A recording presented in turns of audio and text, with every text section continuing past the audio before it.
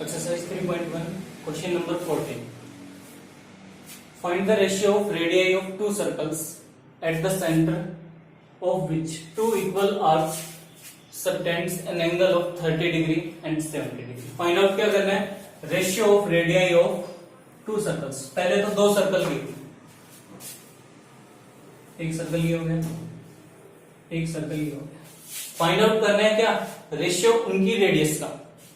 तो let first circle की जो रेडियस है उसको हमने कंसीडर कर लिया R1, इसको कंसीडर कर लिया हमने R2.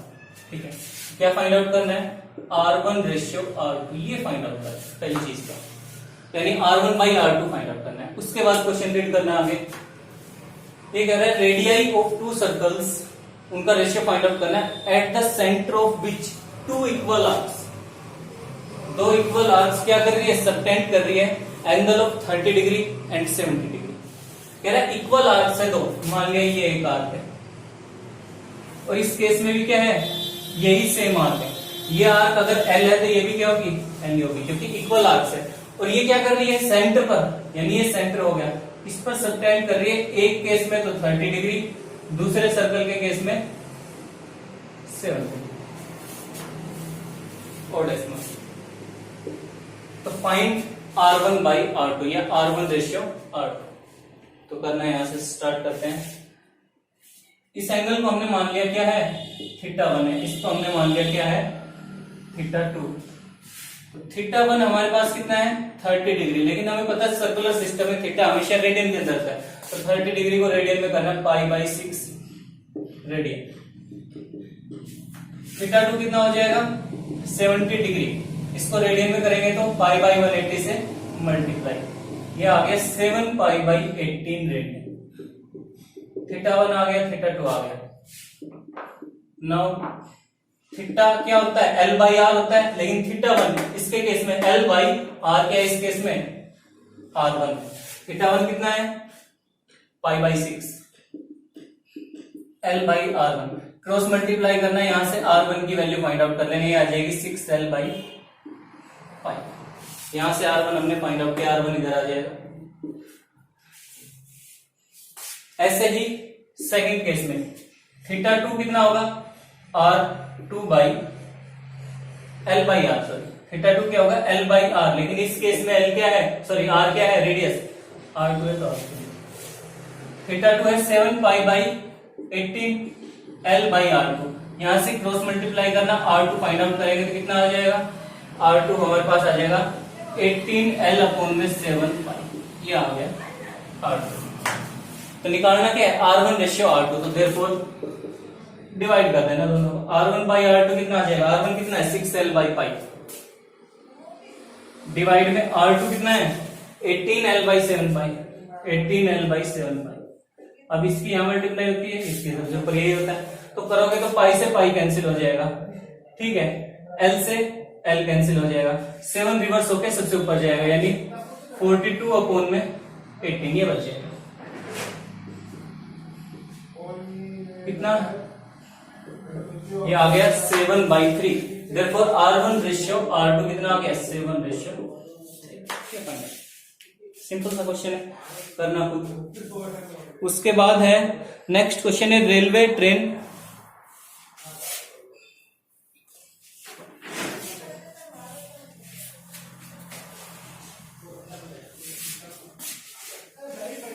क्वेश्चन है railway train is travelling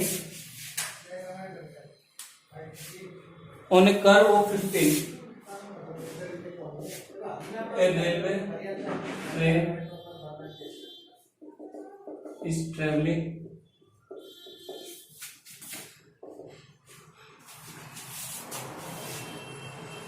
on a curve of 1500 meter radius. Speed traveling at the rate of 66 km per hour. At the rate of 66 km per hour. तो करें through what angle it will turn in 20 seconds. So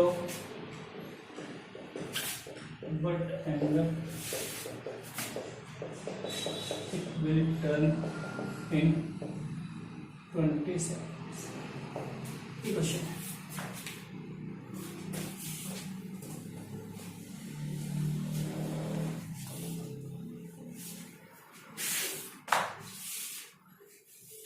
देखना, एक railway train है जो travel कर रही है on A curve और 1500 एक कर्व पर ट्रेवल कर रही है। तो हमने कोई भी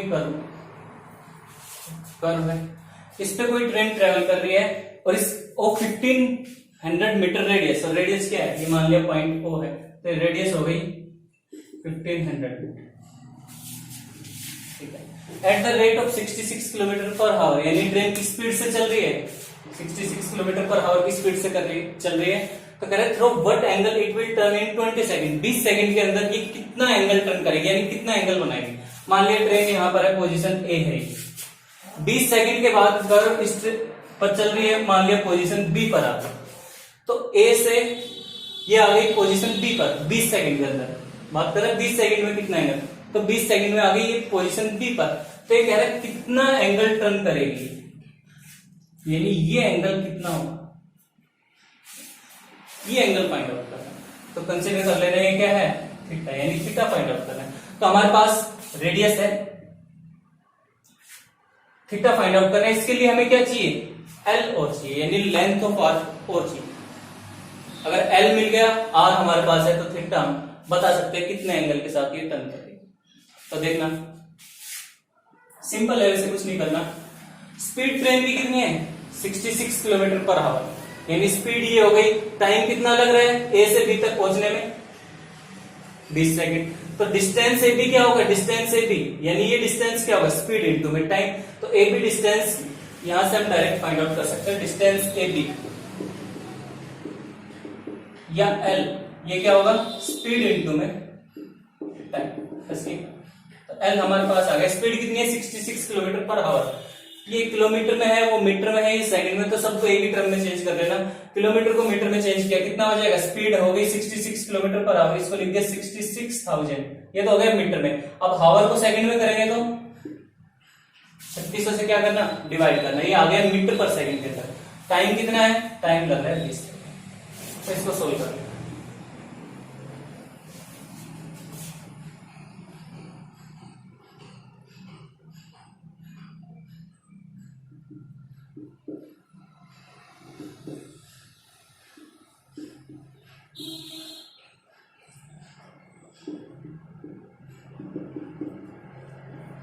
1100/3 मीटर, ये आ गया L।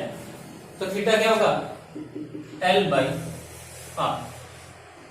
L कितना है, L आ गया 1100/3। R कितना है, R हमारे पास है 1500, यही मल्टीप्लाई, इसको सोल्व कर लेना। ये किस में आएगा हमेशा, रेडियन में। अब डिग्री में पूछ रखा है, ऐसा कुछ भी नहीं पूछ रखा, डिग्री में रेडियन में, तो रेडियन में छोड़, करना चाहो तो डिग्री में कन्वर्ट कर सकते हैं, ये कोई जरूरी नहीं है।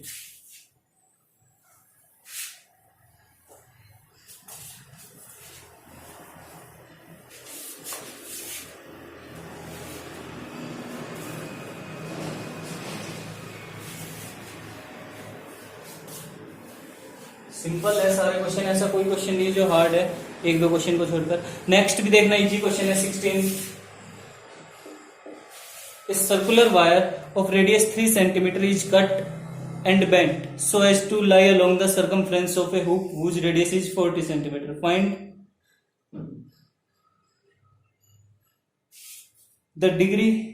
in degree the angle which is subtended at the center of the hoop. चलो लिख देता हूँ एक बार क्वेश्चन है। Circular wire of radius 3 centimeter is cut and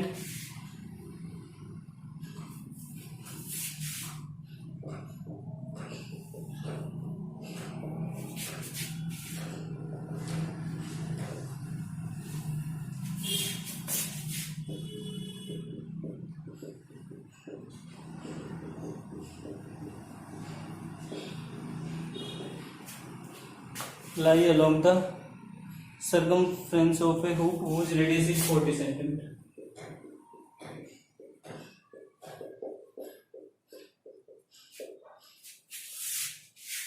तो find in degree the angle which is subtended at the center of.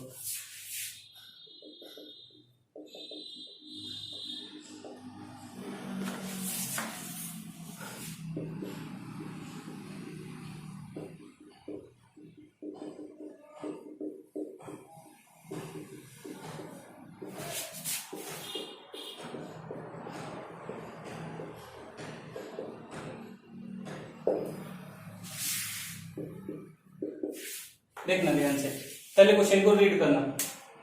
A circular wire of radius 3 centimetre, एक circular wire जिसकी radius है 3 सेंटीमीटर, ठीक है, is cut, इसको cut कर दिया and bent so as to lie along the circumference of a hook whose radius is 40 centimetre. Hook ये भी सर्कल की फॉर्म में ही है, ग्रेटर सर्कल है जिसकी रेडियस कितनी है 40 centimetre.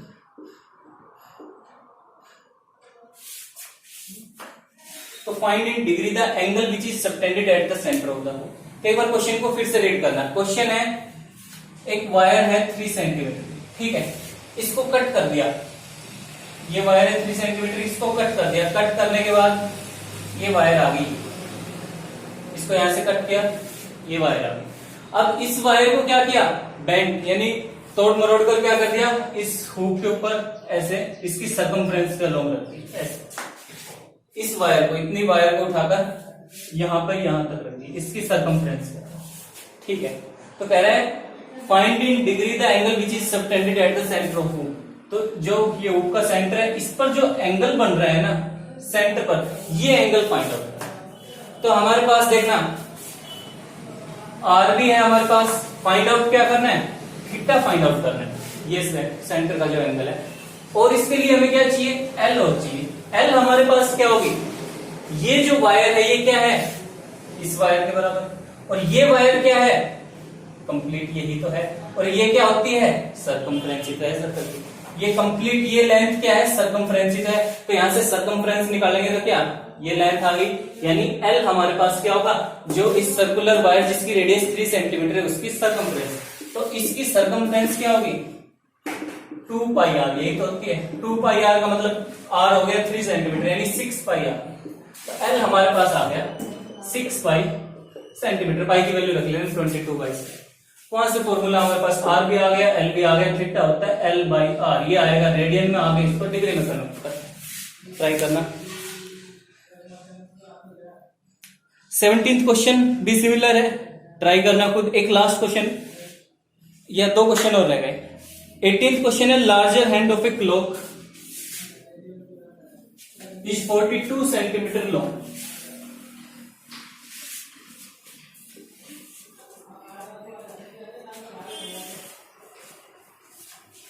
Larger hand of a clock is 42 centimeter long.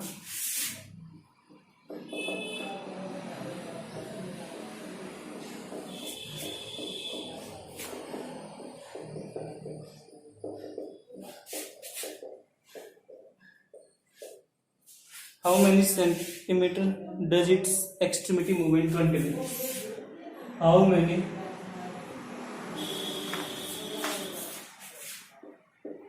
centimeter does its extremity move in 20 minutes? ये क्वेश्चन है। Larger hand of a clock is 42 centimetre. तो सबसे पहले तो क्लॉक बना लें, ये हमारे पास घड़ी होगी। लार्जर हैंड का मतलब जो बड़ी सुई होती है उसको लार्जर हैंड, यानी मिनट की सुई होती है बड़ी तो, ये हो गई हमारे पास मिनट की सुई। इसकी लेंथ दे रखी है 42 सेंटीमीटर, ठीक है।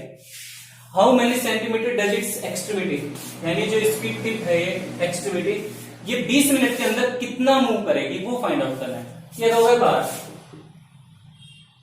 ये मान लिया 4, तो 20 मिनट तक ये कहां पर, यहीं पर तो होगी 20 मिनट में। मिनट की सुई 12 से लेकर 4 तक पहुंचेगी तभी तो 20 मिनट कवर करेगी। तो कह रहे कितने सेंटीमीटर मूव करेगी 20 मिनट के अंदर, यहां से लेकर यहां तक कितने सेंटीमीटर मूव करेगी, यानी क्या फाइंड आउट करना है, ये डिस्टेंस क्या होगा, यानी एल फाइंड आउट करना है, लेंथ ऑफ आर्क। तो हमारे पास रेडियस है आर, एल फाइंड आउट करना है, तो एक चीज और चाहिए क्या, थीटा, यानी हमें थीटा पता होना चाहिए, ये जो सेंटर पे एंगल बन रहा है वो कितना है। तो देखना मिनट हैंड की बात कर रहे हैं, यानी larger hand, larger hand 60 minute में कितना मूव करती है, कल ही तो किया था क्वेश्चन 360 डिग्री। 60 मिनट में तो जो बड़ी सुई है, मिनट की सुई है, वो 360, तो एक मिनट में कितना मूव करेगी, 360/60, दैट इज 6 डिग्री। हम बात कर रहे हैं किसकी, इन 20 मिनट्स, तो 20 मिनट में यहां तक आ गई, तो 20 मिनट में कितना मूव किया इसने, एक मिनट में 6 डिग्री, तो 20 मिनट में 20 into 6 यानी 120 डिग्री मूव करेगी, यानी ये जो एंगल होगा ये क्या होगा, 120 degree.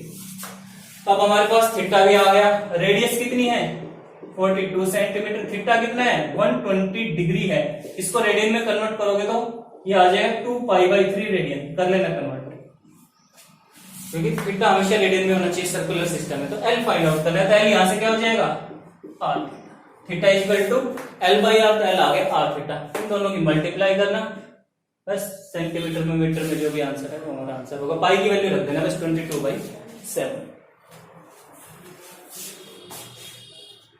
Last question of this exercise, the moon distance from earth is 3,60,000 kilometre and its diameter subtends an angle of 31 minute at the eye of the observer, find the diameter of.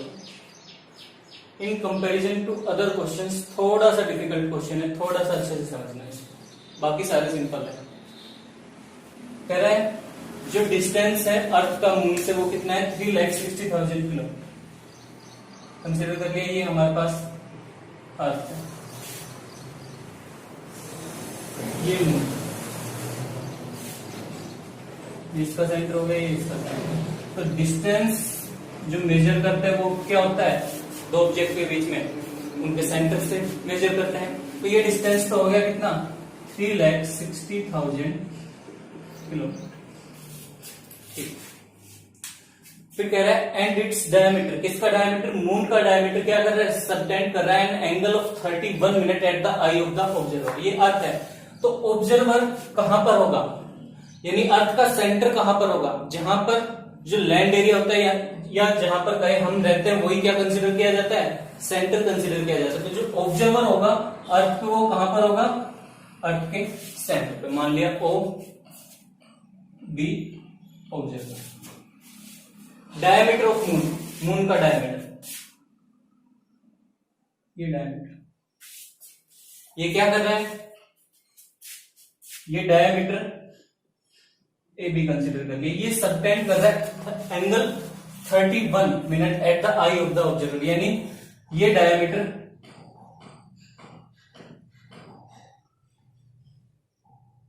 ये angle subtend 31 minute,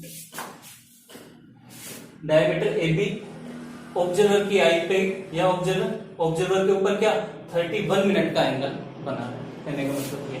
तो कह रहा है find the diameter of the moon, क्या find out करना है, find out करना है डायमीटर, यानी ए बी हमको फाइंड आउट। तो देखना इतना इस सब की जरूरत नहीं है, ना भी होना है तो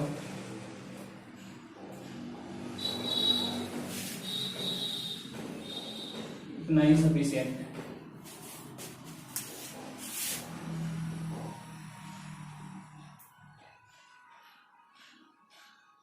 ये हो गया 31, ये हो गया डायमीटर ए बी।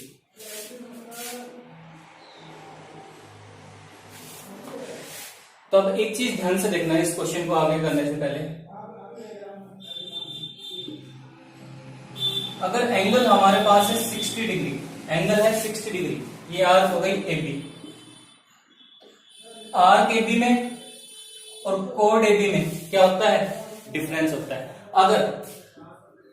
अगर एंगल हो गया हमारा और कम 30 डिग्री, तो ये जो आर्क ए बी होगी और ये कोड ए बी होगा, इनमें क्या होगा, डिफरेंस कम हो जाएगा, यानी इनकी लेंथ में जो डिफरेंस होगा वो कम होगा। एंगल जितना ग्रेटर होगा उतना ही कोड में और आर्क में क्या होता है, डिफरेंस ज्यादा होता है। अगर एंगल हम और स्मॉलर लें, मान लिया ये 15 डिग्री ही है, ये 15 डिग्री हो गया, तो ये आर्क हो गई और ये कोड हो गया।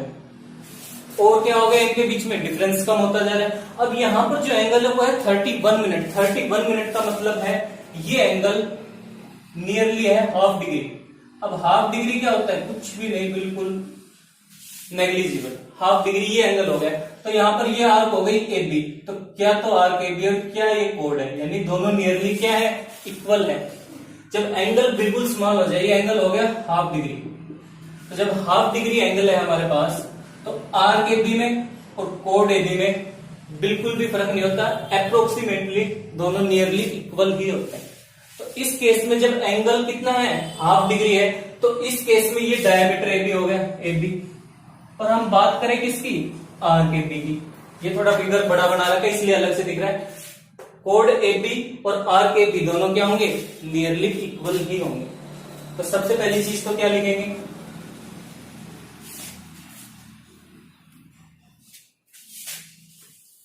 Since angle is very small, अगर एंगल बहुत ही छोटा, then arc A B is equal to, तो ये जो आर्क हो जाएगी हमारे पास, ये इस ए बी के क्या आ गई, इक्वल आर्क। तो अब हमें ए बी फाइंड आउट नहीं करना, डायमीटर फाइंड आउट करना था ना, ए बी नहीं, सिर्फ arc A B find out करनी। ये फाइंड आउट कर देगी, हमारा आंसर होगा। तो आर्क ए बी, इस आर्क को हमने कंसीडर कर लिया एल, तो हमारे पास एल आ गया।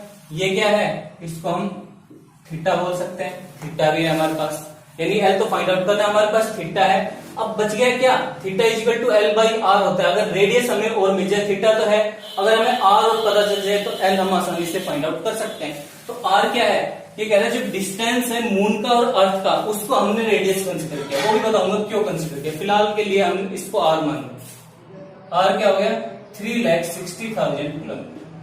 तो हमारे पास थीटा कितना है, 31 मिनट, लेकिन थीटा यहां से जो आता है वो हमेशा किस में होता है, रेडियन में। तो इसको पहले डिग्री में बदलना, तो 1 मिनट में 60 डिग्री, सॉरी 1 डिग्री में 60 मिनट, तो मिनट को डिग्री में करेंगे तो 60 से डिवाइड। अब इसको रेडियन में कन्वर्ट करना, कितना हो जाएगा, पाई बाई 180 से मल्टीप्लाई, डिग्री को रेडियन में।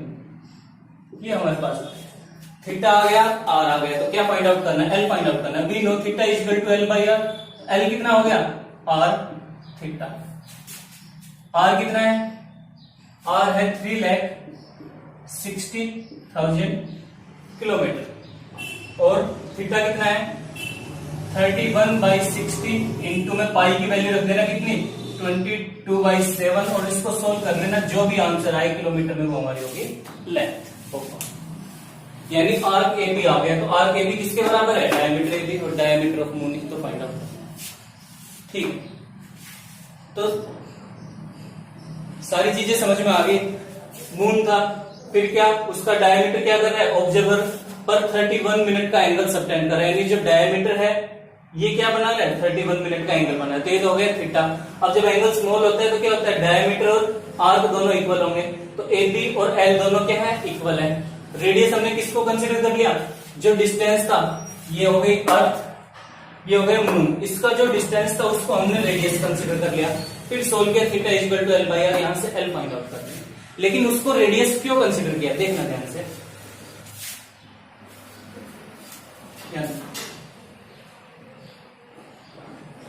ये मून है हमारे पास,